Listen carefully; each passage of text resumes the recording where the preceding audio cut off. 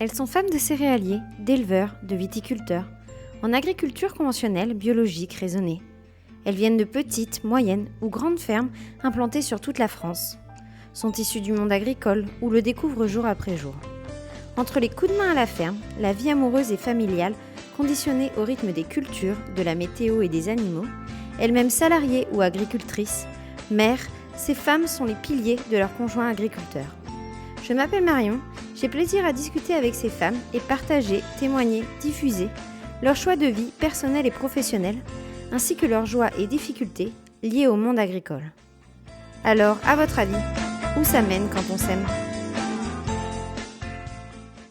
Lors de cet épisode, suite à vos demandes, je vais me présenter, moi, la créatrice de ce podcast. Autant vous prévenir, je ne suis pas du tout à l'aise avec l'exercice. Mais je suis prête à jouer le jeu et je vais faire en sorte de répondre à vos nombreuses interrogations. Alors pour commencer, qui suis-je ? Je m'appelle Marion, j'ai 30 ans, j'habite dans les Hauts-de-France, dans la Somme. Je suis mariée à Thibaut depuis maintenant 3 ans. Nous sommes ensemble depuis 10 ans et nous attendons notre deuxième enfant. Il est fils, petit-fils, arrière-petit-fils, arrière-arrière-petit-fils d'agriculteurs, initialement dans les Flandres et depuis son grand-père dans l'Aisne. C'est une exploitation familiale dont la 3e génération est actuellement en cours d'installation, à savoir son cousin et lui. Il cultive en agriculture conventionnelle des céréales et oléoprotéagineux, blé, colza, févrole, mais également betteraves à sucre, pommes de terre féculières et de consommation, et prochainement du lin. Thibaut est ingénieur en agriculture et actuellement acheteur pour une société agroalimentaire néerlandaise spécialisée dans la transformation industrielle de pommes de terre en différents produits dérivés, comme évidemment des frites. Parlons maintenant du projet du podcast. D'où vient le projet de ce podcast ? Étant moi-même femme d'agriculteur, j'ai été confrontée à des choix personnels et professionnels liés à cette situation, ainsi que nombreuses de mes proches dans la même situation. À force de discussions, lors de soirées et de week-ends, je me suis dit que cela pourrait intéresser. J'avais initialement un projet de livre, et puis je me suis dit que le podcast était un très bon moyen de communication, tout à fait dans l'air du temps, et permettre de diffuser ces témoignages au plus grand nombre. Je me suis également dit que c'était plus rapide à mettre en place, et lors des barrages et de la crise agricole, quand j'ai vu qu'il y avait quelques reportages sur les femmes d'agriculteurs qui tenaient les fermes pendant que leurs conjoints allaient manifester et aller dans les barrages, je me suis dit ok, là, c'est vraiment le moment, lance-toi. Et même si ton projet ne sera pas parfait tout de suite, fais-le parce que ça peut vraiment être utile à de nombreuses femmes. Je souhaite ainsi partager à ces femmes de nombreux témoignages afin qu'elles se sentent moins seules, pour les aiguiller dans leurs choix, mais également pour casser certains clichés auprès du grand public. J'ai également la curiosité de découvrir les choix personnels et professionnels d'autres femmes d'agriculteurs, de différents types d'exploitation et de différentes régions de France. Quel est mon objectif personnel à créer ce podcast ? Le premier objectif est l'épanouissement personnel et le souhait d'agir pour les autres. Il ne s'agit pas du tout d'un projet professionnel. Mais quelle joie de recevoir vos retours, de savoir que ce podcast peut aider certaines femmes d'agriculteurs, de savoir que certaines s'identifient, certaines se sentent moins seules, puisent des conseils, se retrouvent dans les propos d'autres femmes. Le succès pour moi serait la réception de ces commentaires positifs, mais aussi des demandes spontanées de femmes d'agriculteurs qui souhaitent témoigner pour partager leur vie à d'autres femmes. Qu'est-ce qui me motive à faire ce podcast ? Les personnes que j'interviewe sont des femmes d'agriculteurs de toute la France, de tout type d'exploitation, vivant ou non sur l'exploitation, travaillant ou non dans le milieu agricole, de tout âge, qui viennent du milieu agricole ou non. Et la diversité des profils amène vraiment la richesse du podcast. Les discours sont alors complémentaires, se complètent les uns des autres, afin de pouvoir être identifiables à un maximum de monde. Je pense qu'il est important de leur donner la parole pour leur apporter du soutien, des conseils, pour leur apporter des témoignages proches de leur situation, comme je le disais tout à l'heure. Les aiguiller dans leurs choix personnels et professionnels, mais aussi casser certains clichés liés à une mauvaise image parfois de l'agriculture et aussi à ces femmes de l'ombre. Ces témoignages peuvent selon moi également intéresser les agriculteurs eux-mêmes pour mieux comprendre les choix personnels et professionnels de leurs femmes et leurs ressentis au quotidien. Maintenant que le contexte est posé, nous allons parler un peu plus de moi. Alors d'où je viens et est-ce que j'ai grandi dans un milieu agricole ? Je suis née à Paris, j'ai grandi en Seine-et-Marne. Alors même si c'est parfois considéré comme la campagne de l'Île-de-France, je n'estime pas vraiment avoir grandi à la campagne. J'étais plutôt dans un grand village, presque une ville. Je ne suis pas du tout issue du milieu agricole, Je suis fille de pharmaciens bourguignons qui ont migré en Île-de-France pour des raisons professionnelles et personne dans ma famille ne vient du milieu agricole. Quelles études ai-je fait et dans quel but ? Après un bac scientifique, j'étais attirée par les sciences, très branchée SVT sans trop savoir où aller. J'ai fait une école d'ingénieur, Unilassal à Beauvais, en ayant eu un réel coup de cœur pour ce campus. C'est une école qui forme les futurs ingénieurs en alimentation et santé, mais également en agriculture. J'ai donc rencontré mon mari lors de nos études. Je ne connaissais pas tellement le milieu agricole, alors je l'ai un peu découvert durant ces différentes années d'études, baignée de futurs agriculteurs autour de nous. J'ai choisi la spécialité alimentation et santé, et j'ai voulu creuser le côté santé et recherche lors de mes études. Après différents stages dans ce domaine, dont 10 mois à l'étranger, 4 à Vancouver et 6 mois à Dublin, j'ai décroché mon diplôme d'ingénieur. J'ai continué mes études par la réalisation d'une thèse de doctorat en biologie santé sur un sujet traitant de l'impact maternel de la consommation de résidus d'un pesticide et d'une alimentation déséquilibrée sur les troubles digestifs du nouveau-né. Pas très loin du milieu agricole donc. Désormais, qu'est-ce que je fais dans la vie ? Je travaille actuellement dans la communication dans le secteur de la santé. J'interviewe des acteurs de santé, professionnels du médical, paramédical, étudiants, citoyens, sous un format vidéo à l'aide d'un technicien en audiovisuel. Je gère également la communication sur les réseaux sociaux du lieu dans lequel je travaille. Je me suis donc formée aux techniques d'interview, à la création de podcasts dans le cadre professionnel, ce qui m'a aussi aidée dans la réalisation et dans le lancement de mon projet de podcast personnel. Je ne travaille donc pas du tout sur l'exploitation, mais j'ai plaisir à y aller de temps en temps. Je le fais pour mieux comprendre son quotidien, son travail, sa passion. Est-ce que je peux trouver facilement du travail dans mon secteur d'activité près de la ferme ? Alors, la ferme est située près de Saint-Quentin, dans l'Aisne. Alors, on ne va pas se le cacher, Saint-Quentin n'est pas une ville très propice à mon domaine d'activité. J'ai donc travaillé sur Amiens, puis sur Lille en prenant le TGV. Et actuellement, je travaille de nouveau à Amiens, donc depuis plus de 2 ans, à 45 minutes de route de mon domicile. Donc oui, je rencontre actuellement des barrières géographiques à mon épanouissement professionnel. Et encore, je n'avais pas pour souhait de faire carrière dans le secteur de la recherche en santé. Je pense que ça aurait été encore plus compliqué. Cependant, je n'ai pas fait de sacrifice professionnel pour mon mari et sa situation liée à l'exploitation agricole à l'heure actuelle. Est-ce que j'envisage un jour une reconversion professionnelle pour nous faciliter la vie près de la ferme ? Et est-ce que je souhaite travailler un jour avec mon mari sur l'exploitation ? Pour moi, ces deux questions sont liées, c'est pour ça que je décide d'y répondre ensemble. Car si un jour je décide de me reconvertir, je pense que je le ferai dans le domaine agricole, en lien avec la ferme de mon conjoint. Je ne pense pas cependant passer le cap d'ici une bonne dizaine d'années quand même. Et je n'ai pas pour prétention de devenir agricultrice, ce n'est d'ailleurs pas mon souhait, mais je ne suis pas fermée à un projet de diversification agricole sur la production de la ferme.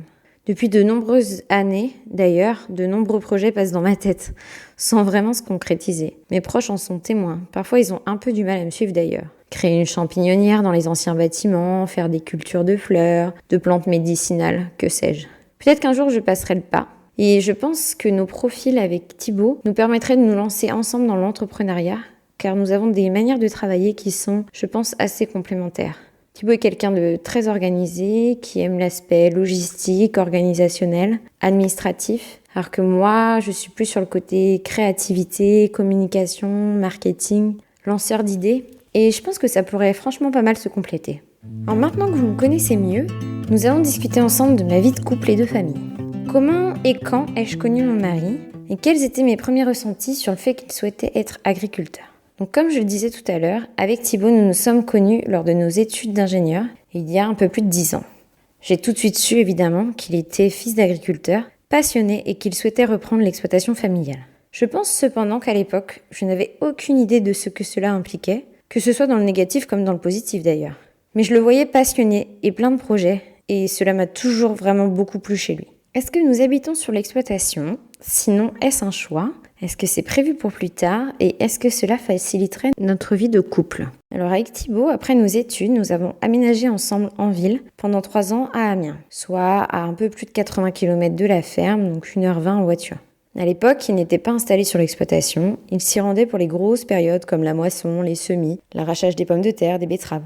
Puis à la fin de ma thèse, nous avons décidé de nous rapprocher de la ferme, tout en ne nous éloignant pas trop d'Amiens pour mon travail. Nous sommes donc actuellement à 27 km de la ferme, soit 20-25 minutes, et 60 km de mon travail, soit une petite heure de voiture. Ce n'est pas une solution durable dans le temps, nous pensons nous rapprocher encore de la ferme, Mais à l'heure actuelle, c'est un bon compromis pour lui et pour moi. Et nous aimons particulièrement la maison dans laquelle nous nous sommes installés. Bon, je vais pas vous mentir. Il m'est arrivé de râler après une journée de travail fatiguée et après mon temps de trajet. Mais en arrivant à la maison, quand je vois le cadre de vie dans lequel on vit, honnêtement, je trouve que ça en vaut carrément le prix. Thibaut n'a jamais habité sur l'exploitation. Ses parents habitaient en plein centre-ville de Saint-Quentin. Ce sont ses grands-parents qui habitaient sur l'exploitation. Et d'ailleurs, ça a été un sujet au moment du décès de ces derniers. Pour être honnête, je n'ai jamais voulu et je ne souhaite pas habiter sur l'exploitation, pour plusieurs raisons. J'ai vraiment besoin de mon intimité et je souhaite que l'on coupe une fois rentré à la maison et que la priorité passe des travaux de la ferme à notre vie de famille une fois le paillasson passé. C'est très important pour moi. Thibaut est passionné et je pense qu'en habitant sur place, il aurait vraiment du mal à couper. Ça a été donc un débat entre lui et moi, on en a beaucoup discuté et je pense que le fait qu'il n'ait jamais habité sur l'exploitation a un peu plaidé en ma faveur. Nous n'habiterons donc jamais sur l'exploitation, mais je ne suis absolument pas fermée à me rapprocher pour que cela facilite son quotidien et aussi qu'on puisse profiter tous ensemble d'une vie de famille peut-être un peu plus facilement. Vivre à la campagne était-il un souhait pour moi et pour quelles raisons ? Je crois que je ne me suis jamais vraiment posé la question. Nous sommes près de Péronne, une petite ville. J'y trouve toutes les commodités dont j'ai besoin et je m'y suis vite fait. Franchement, ça me convient. Je découvre un peu la vie de village et de ses habitants. Parfois ça me fait rire, parfois ça me fait un peu plus râler. Mais nous avons un confort de vie qui me plaît énormément. Un grand jardin, de l'espace. Et j'aurais vraiment plaisir à voir grandir mes enfants dans cet environnement. Est-ce que ma belle famille est géographiquement proche ? Si oui, quels sont mes rapports avec elle ? Alors oui, nous habitons à 10 km des parents de Thibaut. Et la famille de Thibaut, oncles et tantes, cousins, cousines, sont en grande majorité dans le coin. C'est un point qui me faisait un peu peur en me rapprochant. Je n'avais jamais trop vécu ça avec mes parents. Nous étions les seuls dans notre famille en Seine-et-Marne. J'apprécie beaucoup les grands rassemblements de famille avec les cousins, oncles et tantes. Bon ok, sauf quand on sort de table à 22h quand même. Mais concernant ses parents, je pense qu'avec le temps, ils me connaissent bien. On s'entend très bien. Ils savent que j'ai besoin de mon intimité, de mon indépendance, et eux aussi d'ailleurs, et on le respecte l'un et l'autre. On a plaisir à s'inviter, à se voir régulièrement, mais je ne me suis jamais sentie envahie ou oppressée par eux. Notre relation a changé depuis l'arrivée de notre fille, et j'ai à cœur qu'ils développent une vraie relation de proximité avec elle. Et on profite de l'aspect géographiquement proche pour pouvoir entretenir ce lien entre les grands-parents et nos enfants. Niveau enfants, arrivée des enfants et postpartum. Alors, nous avons une fille de 13 mois et nous attendons dans les prochaines semaines un deuxième bébé. Je pense qu'au moment où sortira cet épisode de podcast, nous serons donc 4. Nous avons toujours rêvé d'avoir tous les deux des enfants rapprochés. Par chance, Clarence est arrivé fin août, après la moisson, dans une période entre guillemets un peu plus creuse. Thibaut a donc pu prendre une partie de son congé paternité pour être présent à la maternité et au retour à la maison. Et ça a été crucial et hyper important pour moi. Bon, ça s'est compliqué lors des semis où il a dû s'absenter pas mal de temps. J'étais assez seule et je me sentais très seule avec mon bébé. Mais j'ai pu compter sur le soutien de nos amis et de nos familles. Bien que ma famille ne soit pas proche géographiquement, nous sommes très proches et très liés et leur soutien a été vraiment très important. Notre deuxième bébé est prévu pour novembre, ce qui correspond normalement à la fin des arrachages des pommes de terre. Alors on croise les doigts pour qu'il n'arrive pas trop tôt.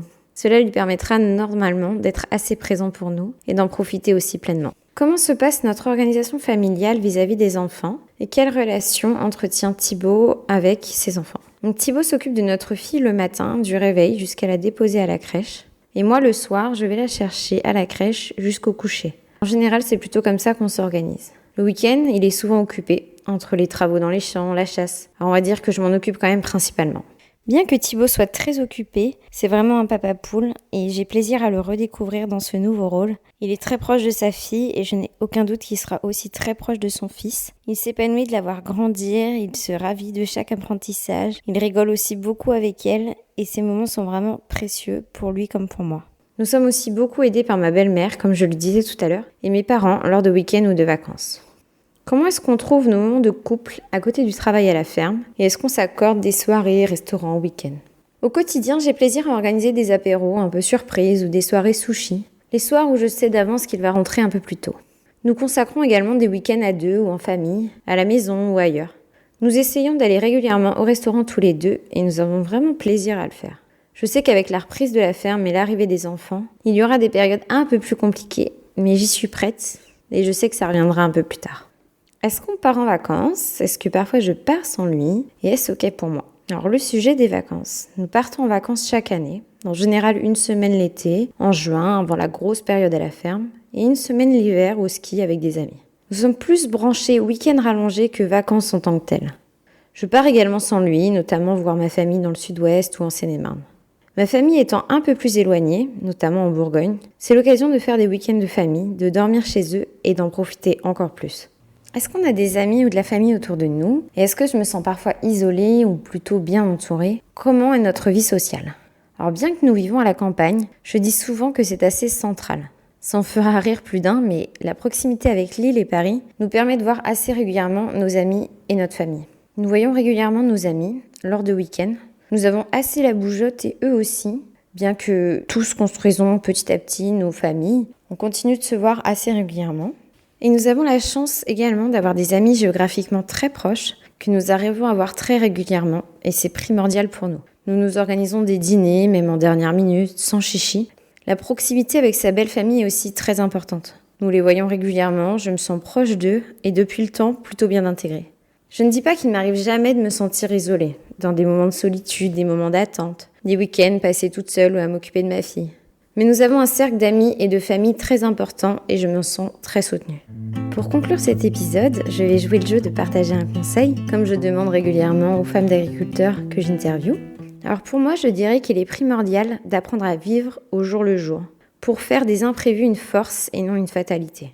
Oublier le côté organisationnel, apprendre à profiter de chaque instant, ne jamais savoir ce que l'on fera ce week-end, peut-être autant déconcertant, je ne vais pas vous le cacher, ça m'a déjà rendue folle, mais ça a du bon aussi, de se laisser un peu vivre, surprendre, et de profiter davantage de chaque instant.